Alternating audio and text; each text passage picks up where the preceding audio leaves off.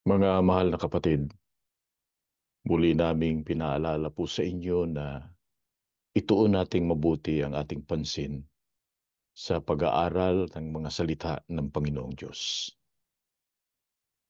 Ang isa sa mga palatandaan na binanggit ng ating Panginoong Kristo na totoong malapit na ang katapusan nitong mundo ay ang pagsagana ng katampalasanan o ng kasamaan.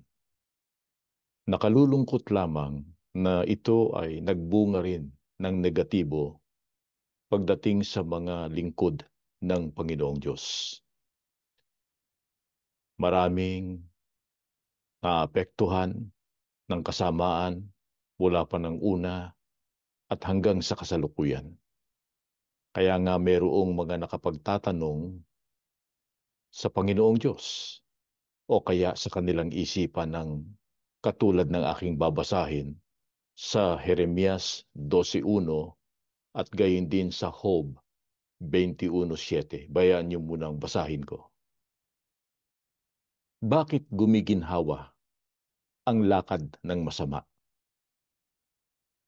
Bakit nangatitiwasay silang lahat na nagsisigawa ng may lubhang kataksilan? At sa Job, ganito naman ang nakasulat. Bakit nabubuhay ang masama? Nagiging matanda, oo. Nagiging malakas ba sa kapangyarihan? Ngayon, pagkarinig niyang mga talatang yan, natitiyak ko po na marami sa atin ang nakakaunawa at nakaka-relate sa ating binasa. Lalo na yung mga nakaranas ng mga maling gawa noong mga nangunguna sa bayan ng Panginoong Diyos. Yung ginawa nila sa atin ay nagbunga ng kawalan ng kapayapaan. Nagdulot pa nga ng mga gabing hindi tayo makatulog. Mga araw na hindi tayo mapakali.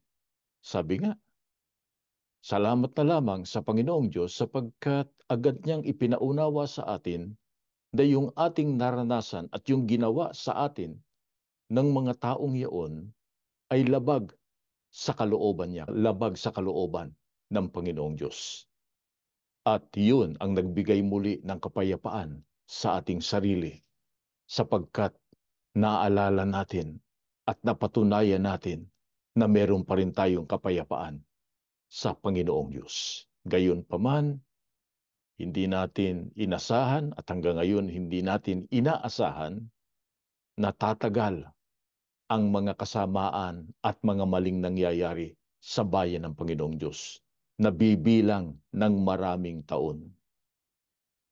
At yung pagtagal na yun at pamamalagi ng mga kamalian at kasamaan, nagsisilbing banta yun, panganib sa ating pananampalataya at kapayapaan natin sa ating Panginoong Diyos.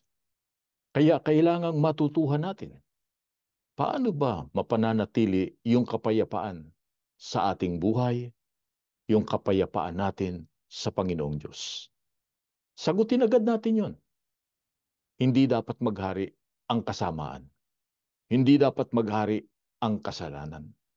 Kaya lang mga kapatid, pagka pinag-uusapan ay kasamaan at kasalanan, sa paningin ng marami, yun ay relatibo. Malawak pa ka ang nasasakop. Kuminsan naiisip ng iba na yung kanilang ginagawang masama, hindi talagang masama, kundi mabuti. At meron namang silang naiisip at nakikita na ginagawang mabuti, pero sa paningin nila, yun ay masama. Kaya ang pinakamaganda, alamin muna natin ano ba ang definition o kahulugan o tinutukoy na kasamaan o kasalanan. Pagka binasa natin sa unang Juan, sa 1:9, ganito ang nakasulat. Ang kasalanan ay pagsalangsang sa kautusan. Sa makatid, pagka ang isang tao lumalabag, sumusuway, sumasalangsang sa kautusan, kautusan ng Panginoong Diyos, yun ay taong makasalanan. Hindi lang yun. Pag binasa pa natin sa Santiago 4:17, Ang nakasulat, siyang nakakaalam ng mabuti at hindi niya ginagawa, ito ay kasalanan.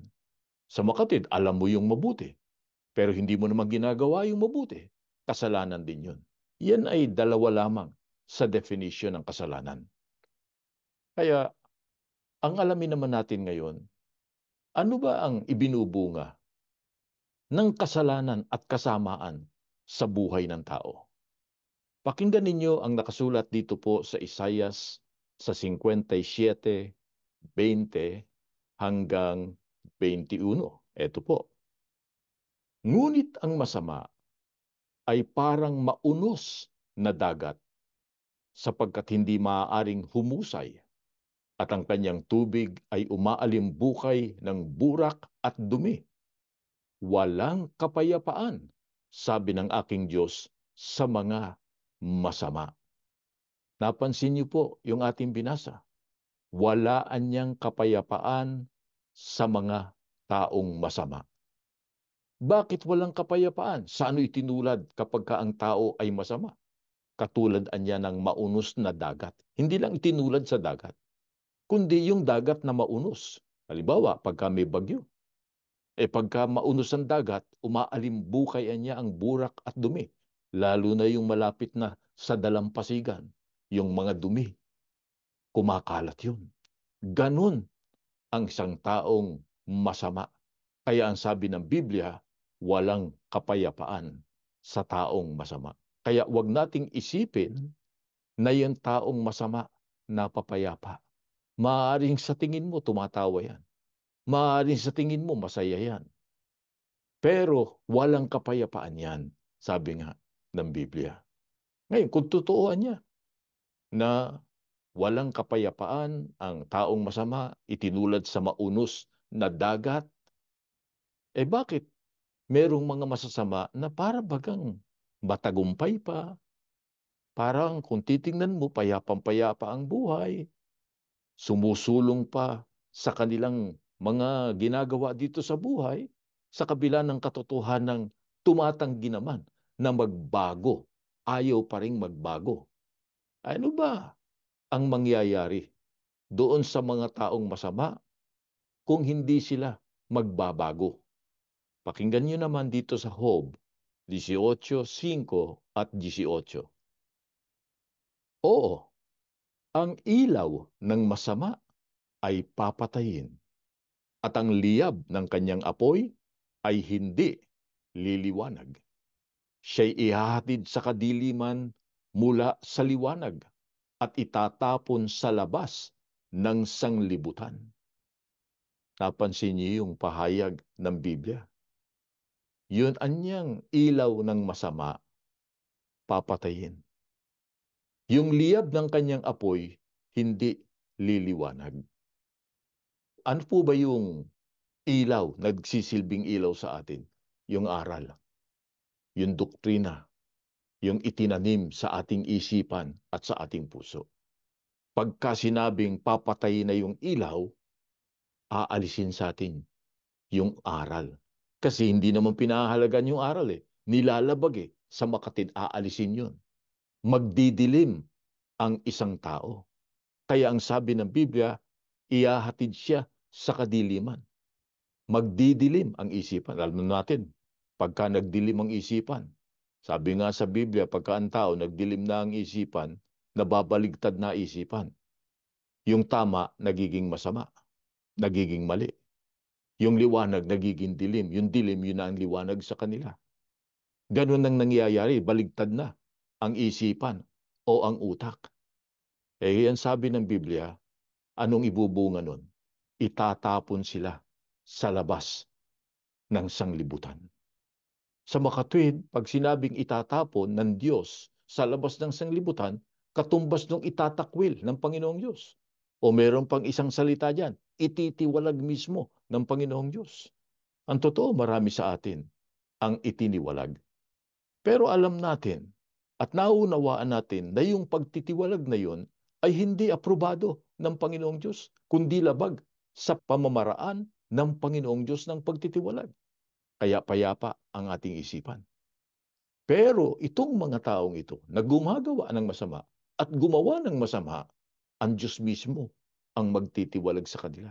Ang Diyos mismo ang magtatakwil sa kanila. At ang masakit nun, itinakwil na ng Diyos, hindi pa napapansin na sila'y itinakwil na ng Panginoong Diyos.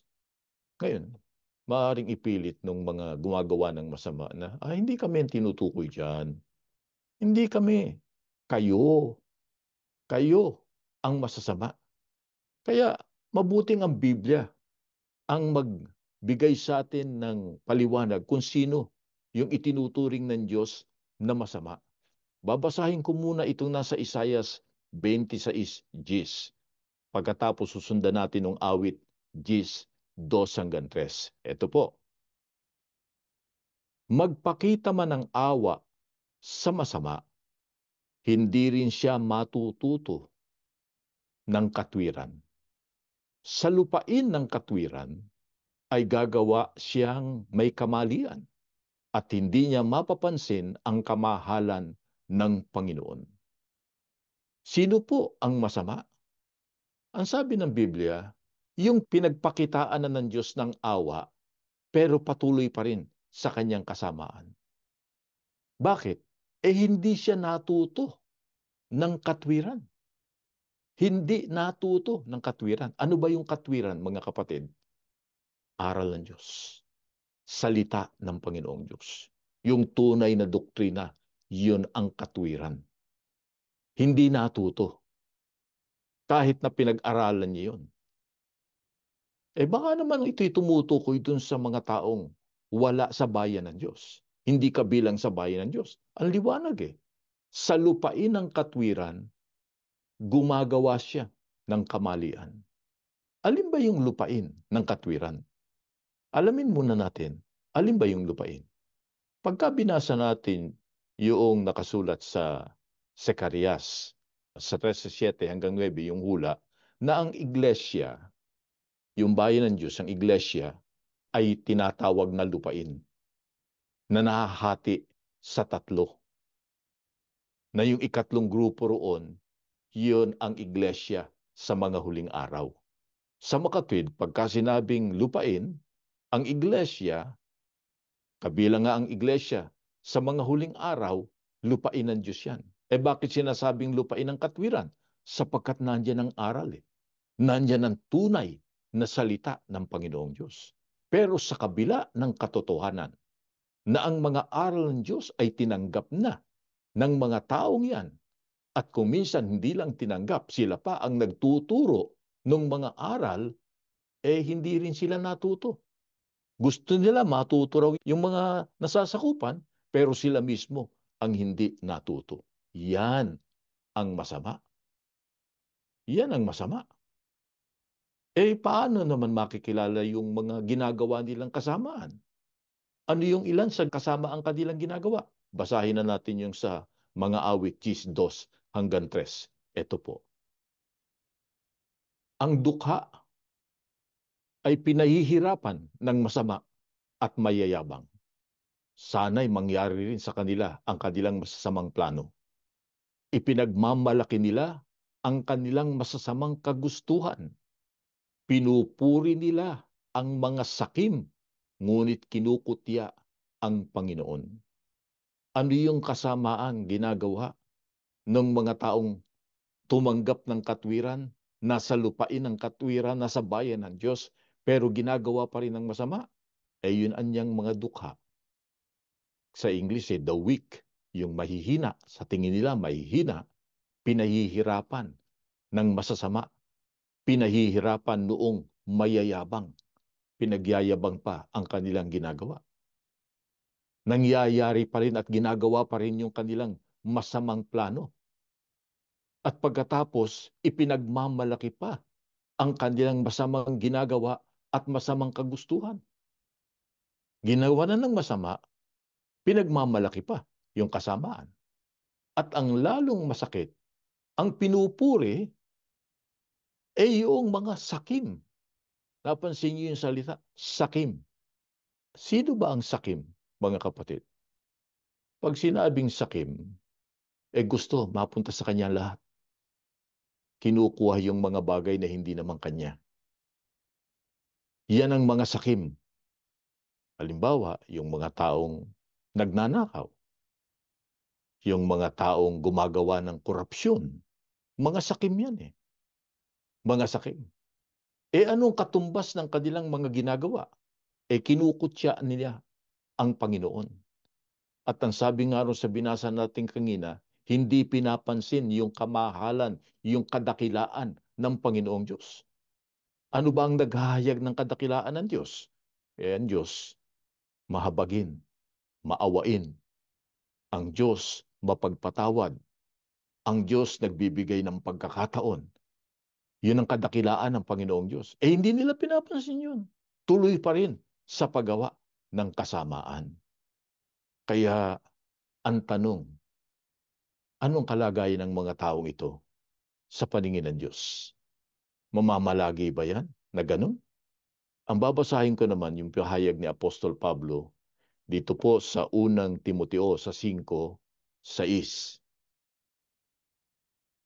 Datapwat ang nangagpapakabuyo sa mga kalayawan, bagamat buhay ay patay. Ito na ang pagtuturing ng Diyos sa mga taong yan. Dahil nagpapakabuyo sila sa kalayawan, sa kasamaan, buhay pa yan sa paningin ng iba. Humihinga pa yan. Sabi nga sa English, still kicking. Ha? Pero, patay na yan. Sa paningin ng Panginoong Diyos, patay na yan. Huwag kang maniwalang buhay pa yan. Kahit malakas pa yan, kahit tumataba pa yan. Bakit kaya patay na yan? Sa paningin ng Panginoong Diyos. Basahin natin. Dito sa Ecclesiastes sa 11, ang talata ay 9. Ikaw ay magalak o binata sa iyong kabataan. Pasayahin ka ng iyong puso sa mga kaarawan ng iyong kabataan at lumakad ka sa mga lakad ng iyong kalooban at sa paningin ng iyong mga mata. Ngunit talastasin mo na dahil sa lahat ng mga bagay na ito ay dadalhin ka ng Diyos sa kahatulan. Bakit patay na buhay pa, ang lakas-lakas, ang taba-taba? Hindi naman sinasabi natin, hindi natin pinatatamaan yung mataba, ano po. Pero ang pahayag dito, kapag kayong tao, lumalakad sa bawat maibigan niya, yung ginagawa niya yung lahat ng gusto na makita ng kanyang mga mata, dadalhin niya ng Panginoong Diyos sa kahatulan. Pansinin niyo yun, dadalhin sa kahatulan. Hahatulan ng Diyos yan. Ano ba ang hatol ng Diyos sa masama? Alam na natin yan. Yung ikalawang kamatayan.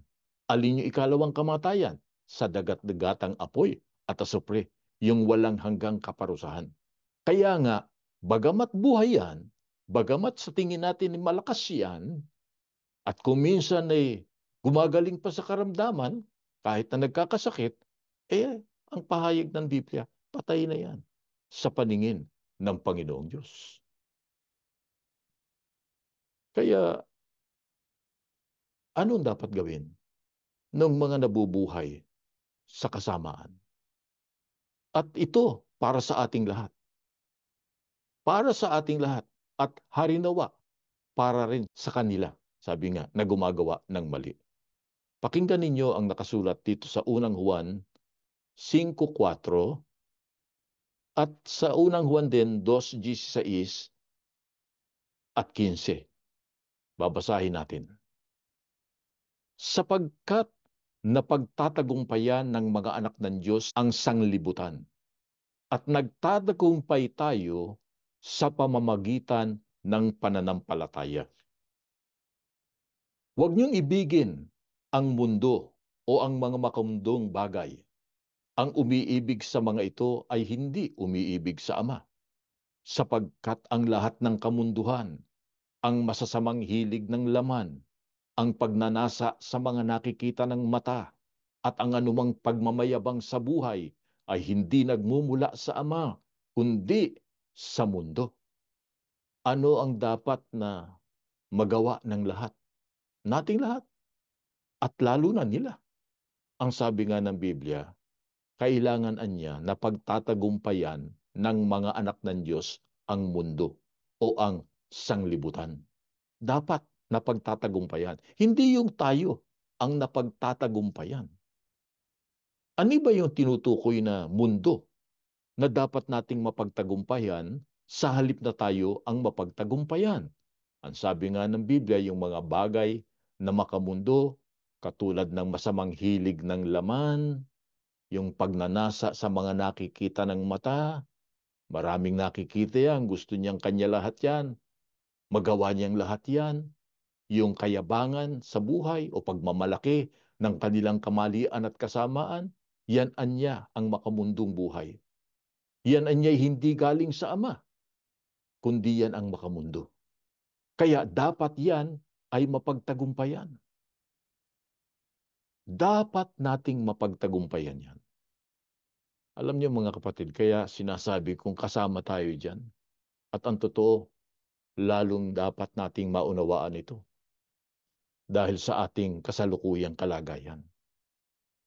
Hindi katulad nung araw, kung inyong natatandaan, at kilala natin ang ating sarili, maging yung kilala nating mga kapatid na kasakasama natin sa ganitong paglilingkod, na nung una ay nababakuran tayo eh.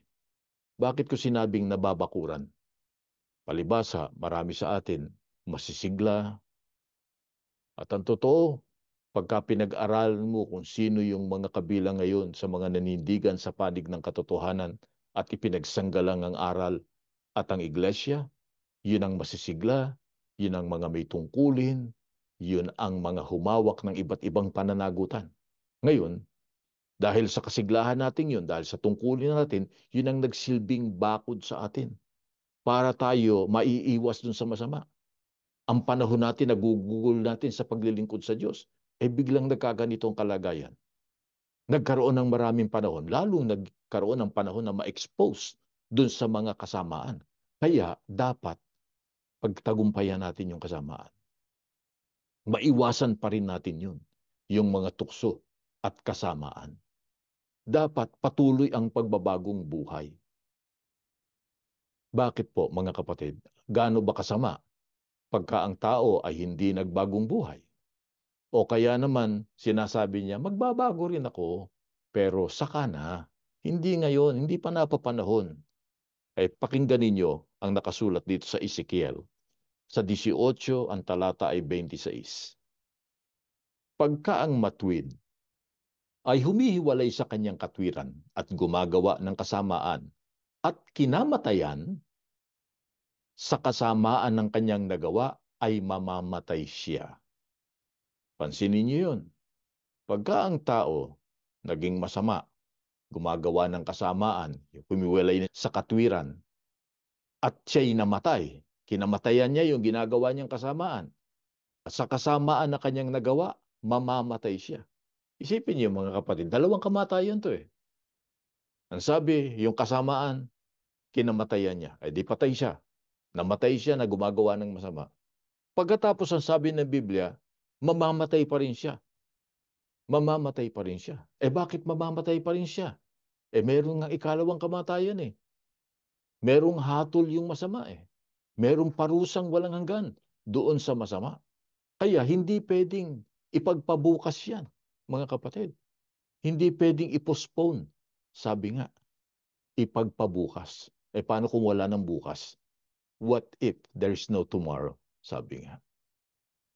At saka, tatandaan natin yung sinabi ng Biblia sa Santiago 4:14. Ang tao niya hindi nakakaalam kung ano mangyayari bukas, sapagkat ang buhay niya ay gaya lamang ng singaw na sa sandaling panahon ay lumilitaw at pagdakay napapawi. Yan ang kung minsan nalilimutan ng iba eh. Kasi pagka ang tao gumagawa ng kasamaan, lalo pa nga't nag-i-enjoy siya doon sa kasamaan, para bang lumalaki ang kanyang mga nakukuhat kung ano-ano pa, nagiging maligaya siya, nalilimutan niya, tao siyang mamamatay. Nalilimutan niya ang karupukan ng kanyang buhay. Pagka inabot siya ng kamatayan, sa kasamaan, mamatay pa siya. Kaya kailangan ng pagbabago. Iwanan yung kasamaan. At pagka iniwan yung kasamaan, Ano ang kanyang maaasahan? Ano ang pangako sa tunay na nagsisisi? At paano makikilala yung tunay na nagsisisi? Pakinggan nyo sa unang Juan 1:9. Ito po. Kung ipinahayag natin ang ating mga kasalanan, ay tapat at banal siya na tayo'y patatawarin sa ating mga kasalanan at tayo'y lilinisin sa lahat ng kalikuan. Sa makatwid, mga kapatid, kailangan ipahayag natin ang ating kasalanan. Yung salitang ipahayag dito, pag binasa natin sa English, if we confess our sin, pag ikinumpisal natin sa Panginoong Diyos yung ating kasalanan, ang Diyos anya'y tapat at banal para patawarin tayo sa ating mga kasalanan. Pero kilala niya kung sino yung tunay na nagkukumpisal. Ang Diyos anya ay lilinisin tayo sa ating mga kalikuan. Ganun ang Diyos eh. Kaya kung minsan inaabuso naman ng iba yung kadakilaan ng Panginoong Diyos. Eh bakit pa ang Diyos ay nagpapatawad doon sa tunay na nagsisisi? Ang babasahin ko naman dito po sa Isaiah 55:7. Lisanin ng masama ang kanyang lakad at ng liko ang kanyang mga pag-iisip at manumbalik siya sa Panginoon at kaaawaan niya siya at sa aming Diyos sapagkat siya ay mapagpatawad ng sagana. Bakit po makaaasa yung tunay na nagsisisi, nagkukumpisal ng kanyang kasalanan na siya'y patatawarin? Ang sabi ng Biblia, sapagkat pagka siya'y tunay na nanumbalik sa Panginoon, ang Diyos kaaawaan siya. Sapagkat ang Panginoong Diyos anya, mapagpatawad ng sagana. Sagana sa kapatawaran, sa pagpapatawad ang Panginoong Diyos eh. Pero anong muna ang kondisyon? Lisanin ng masama ang kanyang lakad at ng liko ang kanyang pag-iisip. Sa makatwid, mula sa pag-iisip, dapat baguhin muna. Iwan muna yung masamang pag-iisip. Saka mo palang maiiwan yung masamang lakad, yung masamang ginagawa mo. Pero hanggat hindi mo binabago yung isipang yan, mamamalagi ka sa kasamaan. Eh bakit po ang Diyos nga ay mapagpatawad? Ano po? Na kung minsan nga ay inaabuso ng iba. Bakit ang Diyos ay mapagpatawad? Pakinggan ninyo. Dito naman sa Ezekiel 18, ang talata ay 21 hanggang 22. Ngunit kung ang masama ay humiwalay sa kanyang lahat na kasalanan na kanyang nagawa, at ingatan ang lahat ng aking mga palatuntunan, at gumawa ng tapat at matuwid, siya'y walang pagsalang mabubuhay, siya'y hindi mamamatay. Wala sa kanyang mga pagsalangsang na nagawa niya na aalalahanin laban sa kanya. Sa kanyang katwiran na kanyang ginawa ay mabubuhay siya. Ito, napakaliwanag, pero kailangan maintindihang mabuti. Ang sabi ng Biblia, kapag ka ang masamaan niya humiwalay sa lahat ng kasalanan, hindi pwedeng kalahati lang ang pagbabagong buhay. Hindi pwedeng yung ilan lang ang babaguhin mo. Kailangan baguhin mo lahat. Lahat ng kasalanan, hiwalayan mo. Pagkatapos, ingatan mo ang lahat ng palatuntunan ng Panginoong Diyos. Yun ang inaantay ng Diyos eh. Iwan mo yung lahat ng kasalanan na ginawa, tapos gawin mo naman, ingatan mo yung lahat ng kanyang palatuntunan. Paano makikilala yung ganong uri ng tao? Gumawaan niya ng tapat at matuwid. Sa makatwid, mga kapatid, pansinin ninyo yun. Alam ninyo, hindi sapat na iniiwan mo lang yung kasalanan eh. Hindi sapat na meron ka lang binago. Ang kailangan niya, maging matwid ka. Paano ba magiging matwid? Kailangan maitwid mo yung mali. Hindi pwedeng sabihin ng tao, ako mula ngayon gagawa ako ng mabuti. Pero yung nagawa mo nung una, hindi mo pa na itutuwid. Paano ka magiging matwid nun? Eh, hindi mo naman itinuwid yung ginawa mong liko noong araw. Oh. Eh, anin ba ang isa sa hindi matwid na nagawa? Halimbawa, yung pagtitiwalag na mali na ginawa roon sa nanindigan sa panig ng katotohanan. Hindi matwid yun eh. Liko yun eh. Oh.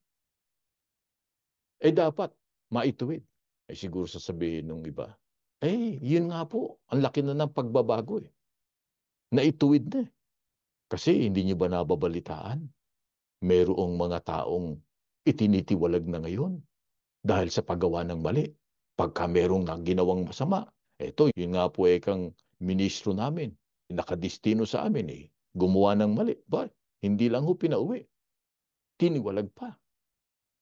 Tama yun. Tama yun. Matwid yun. Eh paano yung nagawang liko nung una? Naituwid na ba? Paano yung itiniwalag sa kasalanang hindi naman ginawa? Napansin niyo? Halimbawa, ibinintang sa iyo na ikaw ay lumalaban sa aral, kaaway ng bayan ng Diyos. Samantalang nanindigan ka lang naman sa katwiran. Ang gusto lang mo lang makita ay yung katwiran ni siyang naghahari. Oh, mali ba yun? Matwid ba, halimbawa, na yung itiniwalag ng mali? Pagkatapos na sabihan, oh, bumalik na kayo, tatanggapin na kayo, na sabi nga, nakabuka ang mga bisig na tatanggapin kayo. Pero, o sige kapatid, ikaw para mabalik, kumuha ka ng salaysay. Na doon sa salaysay mo, sabihin mong tinatanggap mong mali yung ginawa mo. Na nagkasala ka. Guilty ka doon sa ginawa mong kasalanan. Kapag hindi mo tinanggap yan, pasensya na. Hindi ka pwedeng ibalik. Yan ba matwid? Paaminin mo ang tao sa isang kasalanan, hindi naman niya ginawa. Kaya doon pa lang makikita natin, kailangan ay tinutuwid yung bagay. Paano yung mga inusig mo? Paano yung mga pinahirapan mo? At papaano yung pinahihirapan pa hanggang ngayon? Naituwid na ba? Naituwid na ba? Ang sabi ng Biblia, ang tunay na nagbabago ay ginagawa, iniiwan yung kasalanan at ginagawa na yung matwid. Itinutuwid yung kanyang mga mali. Ganun ang tamang paraan ng pagbabagong buhay. Ngayon, mga kapatid, merong iba na matigas ang puso. Hindi talagang mabago. Hindi matanggap yung mali. Mataas ang pride. Kaya nga tawag ng Diyos kanina sa binasa natin, nagiging mayabang. Nagiging mayabang. Anong masamang ibubunga nun sa kanila? Pakinggan po ninyo. Sa Roma, sa 2, ang talata ay 5. Datapwat ayon sa iyong katigasan at iyong pusong hindi nagsisisi, ay nagtitipon ka sa iyong sarili ng puot sa kaarawan ng kapuotan at pagpapahayag ng tapat na paghuhukom ng Panginoong Diyos. Mga kapatid, anong mangyayari doon sa hindi naman talaga nagsisisi?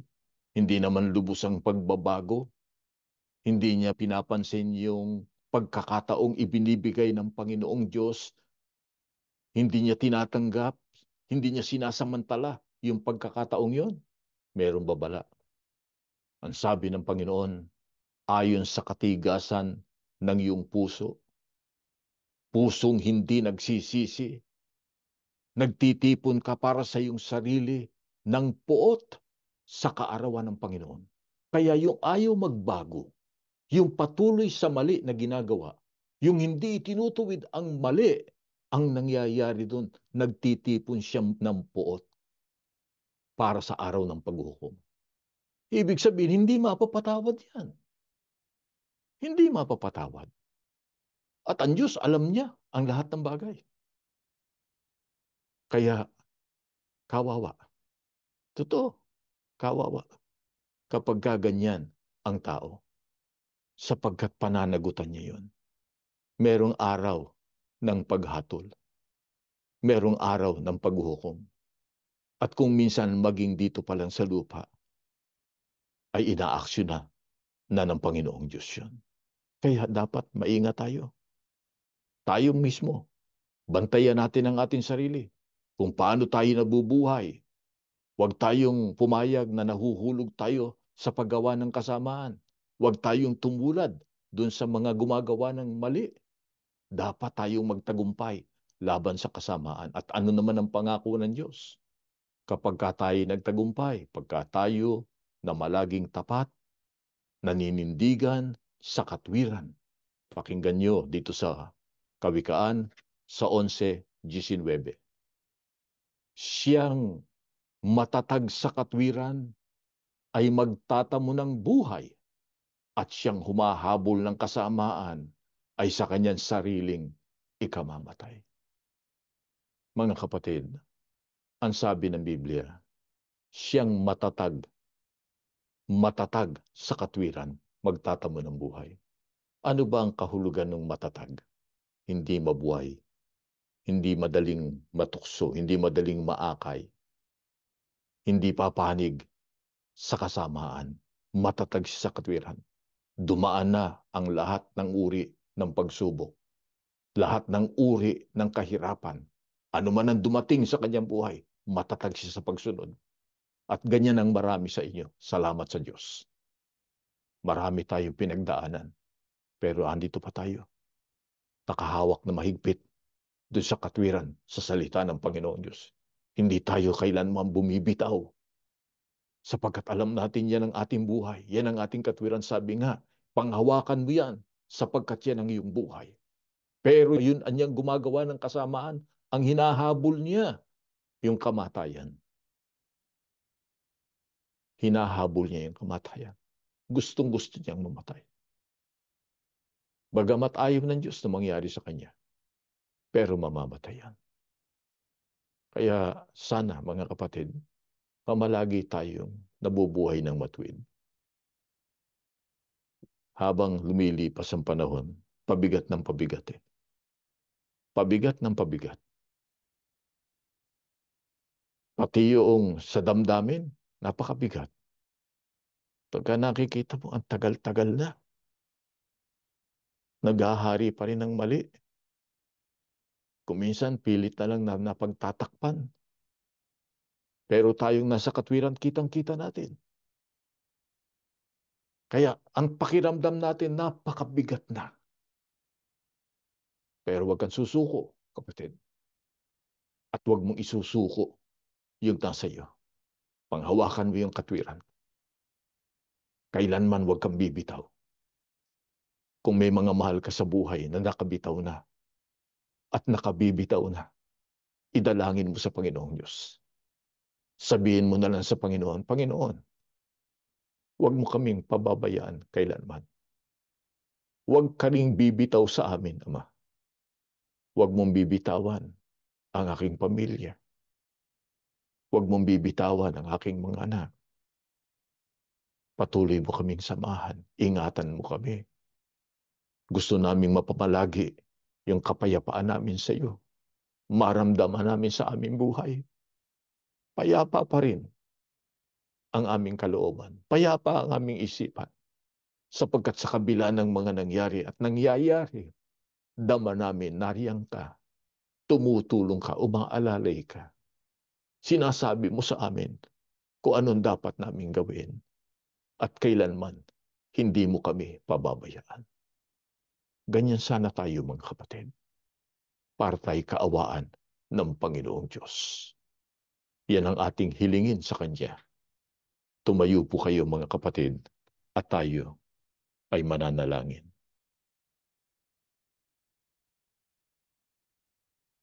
Ama naming Diyos, Salamat po ng napakarami. Sapagkat bagamat patuloy mong pinararaan kami sa matitinding pagsubok, bagamat ang bayan mo nagdaranas pa rin ng maraming hirap, hindi mo kami pinababayaan. Dama namin, hindi ka bumibitaw. Nangangako naman kami, hindi rin kami bibitaw, Ama. Mangyari na ang mangyayari sa mundo. Tumagal man ang mga pagsubok, hindi kami lalayo sa iyo, Panginoon. Huwag mo lang kaming ipagtatapo yan. Kung nagkakamali man kami't nagkakasala, patuloy mo na lang unawain ang iyong mga lingkod. Patuloy mo kaming mahalin. Ang tingnan mo ang laman ng aming mga puso na mahal ka namin at mahal namin ang iyong bayan. At gusto po naming maligtas kaming lahat sa araw ng paghuhukom. Para mo ng awa, O Diyos, huwag mo kaming kaliligtaan. Araw-araw maramdaman ka namin sa aming buhay. Huwag mong bibitawan ang aming sambahayan, lalo na po ang aming mga anak. Kasama namin sila sa aming panalangin sa tuwi-tuwi, sapagkat alam namin sila ang pangunahing naghihirap ang kalooban. Sila ang pangunahing napalilibutan ng kasamaan at ng maraming mga tukso. Kaya Panginoon, alalayan mo kaming lahat. Maging matatag kami sa aming pananampalataya, sa aming paglilingkod. Ang totoo, marami na rin tiniis ang iyong mga lingkod. At nangangako kami kung magtitiis pa sa hinaharap. Payag kami, O Panginoong Diyos. Kaya lang alalayan mo kami sa tuwi-tuwi na bigyan mo kami ng lakas, ng matibay na pag-asa na makikita rin namin na malulunasan ang maraming problema sa bayan mo. At darating din ang pagkakataon na maibabalik sa kaayusan ang paglilingkod ng lahat ng iyong mga anak. Panginoong Hesukristo, nakatunghay ka sa iyong mga lingkod. Napakalapit mo sa Ama. Hilingin mo sa Kanya pakinggan ang aming pagkapanalangin. Kahit pa ang mga panalangin na nagmumula sa puso at sa isipan lamang ng iyong mga lingkod na hindi mabanggit sa pangkalahatang panalangin na ginagawa namin ngayon. Idulog mo na sa Ama, ikaw naman ang nakakaalam ng aming pangangailangan at ikaw ang luklukan din ng biyaya. Padaluyin mo po ito sa buhay ng iyong mga hinirang. Ama, muli kaming dumadalangin sa iyo. Alalahanin mo kami sa araw-araw. May mga suliranin din kami. Ang iba sa mga lingkod mo, may mga karamdaman. Ang iba mahihina na ang katawan. Ang iba naman, may iba't ibang uri ng suliranin sa pamilya. Panginoong Diyos, pag nakikita mo kami at lalo na kung halos mawala na, panawan na ng pag-asa ang iyong mga anak, abutin mo agad kami. Kung hindi ka lalabisan, maramdaman namin ang pagyakap mo sa amin. Mapatunayan sa aming buhay na mahal mo kami at kailanman hindi mo kami bibitawan. Panginoon, mamalagi ang kapayapaan namin sa iyo at kapayapaan din sa aming buhay. Patawarin mo na kami sa aming mga kasalanan. Basbasan mo po ang bayan mo. Hinihingi po namin ang lahat sa pangalan ni Jesus, aming tagapagligtas. Amen.